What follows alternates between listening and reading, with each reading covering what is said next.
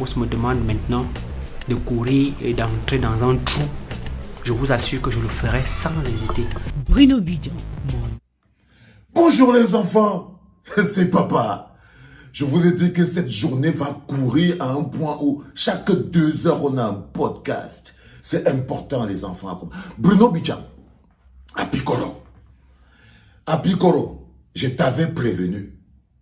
Je t'avais dit que l'affaire que tu commences là va te dépasser. Si mon patron me dit que plonger dans un trou, je ne réfléchis pas, je plonge. Je t'avais dit que l'affaire que tu commences là, ça va te déranger. D'abord, je vais te donner quelques conseils. Comme tu es en train d'aller au CED là, fais très attention. Ne te vante pas. N'essaye pas de faire comprendre à un gars, dès que tu es déjà entré là, ton nom Bruno Bidjan, ça ne veut plus rien dire. Tu entends comme je te dis là, non? Tu es devenu un matricule.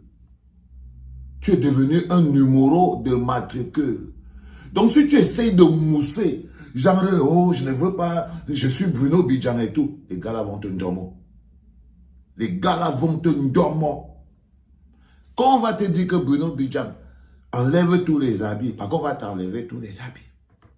Première chose, on va t'enlever tous les habits pour que tu sois déshabillé. Parce que le premier principe qui sera là-bas au CED, c'est qu'il faut d'abord qu'on te réduise à ta plus simple valeur. Donc on humilie d'abord l'être humain que tu es. Donc la première chose qu'on va faire, on va te dire que déshabillez-vous. Ils vont tous voir ton coco.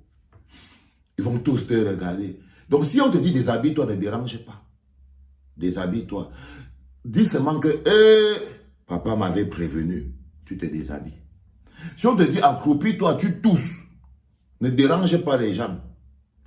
Réfléchis seulement, tu dis que moi-même j'étais parti chercher l'histoire-ci. Si on te dit que couche-toi sur le côté position fœtale, tu ne déranges pas les gens. Dis-toi que les RAF 4, les chaussures pointinini, les complets vestes collants, tout ça, il fallait bien que tu payes le prix un jour.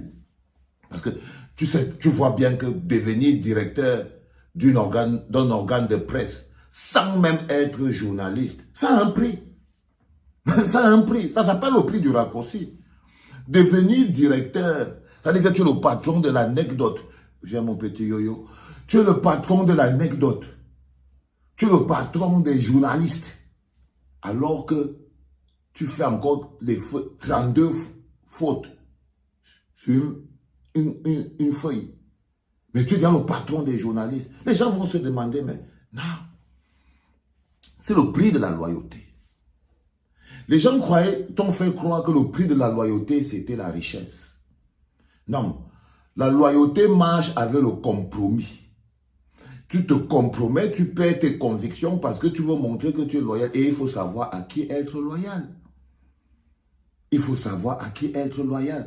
Donc, gravir les échelons à la vitesse de l'éclair, apparaître comme étant la nouvelle coupe de jeunes qui s'en sortent au Cameroun par leur capacité à s'allonger, ça a un prix. Ça a un prix. Aujourd'hui, tu vas passer ta première nuit au CED. Ok, c'est que tu ne vas pas rentrer. Non, tu ne peux pas rentrer. Peut-être il y a quelque chose dans ton corps qui te dit que non. Peut-être à un moment, non, on ne va pas te laisser rentrer, Bruno Bidjan. Comme tu es parti là, ça me rappelle comment on nous avait pris. On croyait nous tous à un moment qu'on allait rentrer à la maison. On croyait qu'on allait rentrer à la maison, Bruno Bidjan. Mais on n'est pas rentré. On n'est pas rentré. Mon ami, on est parti au GSO. On est passé là-bas, les gars ont commencé à nous masser les pieds. Donc, ils vont t'interroger. Ils vont t'interroger. Ils vont te poser des questions. Qu'au moment où Martinez Zogo était au sous-sol de l'immeuble Ekan, toi tu étais où? C'est là que tu vas savoir ta loyauté là-bas. On va te poser cette question. Si le Zomlord dit qu'il n'était pas là-bas, tu vas devoir toi-même choisir. Soit tu dis aussi que toi tu étais avec le Zomlord. Hein?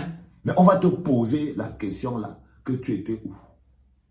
Les gens que tu as appelés partout ici en Europe pour leur donner l'argent, parce que tu as appelé un petit groupe de Canada pour leur donner l'argent, pour qu'ils parlent pour défendre Amogo Belling, on va te demander que ton rôle, c'était quoi? De dénaturer l'information, de troubler l'opinion.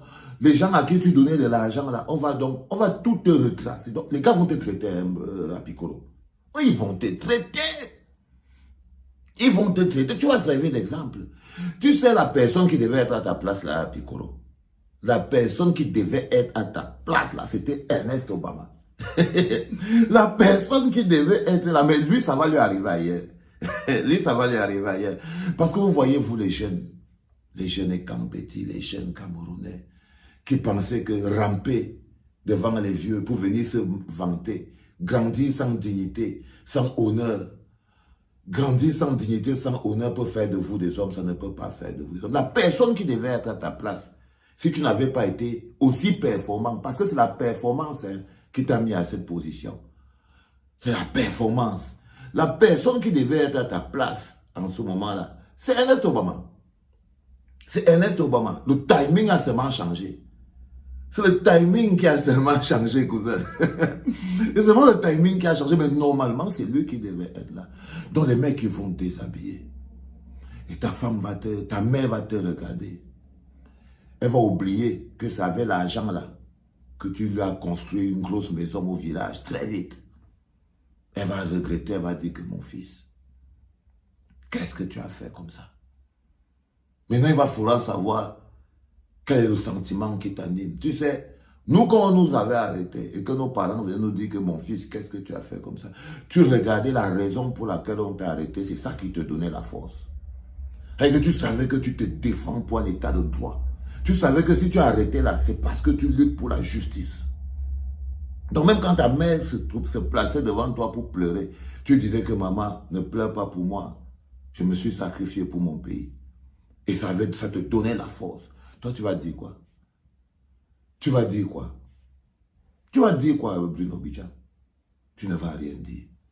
Tu ne vas rien dire. Et je vais t'expliquer. Il paraît que on va aussi arrêter Mélissa, la femme du Zomlor. Donc, toi, tu as un dossier aussi avec la femme. Hein, tu ne sais pas tous les dossiers qu'on a sur toi là, à Piccolo. Mais tu ne connais pas.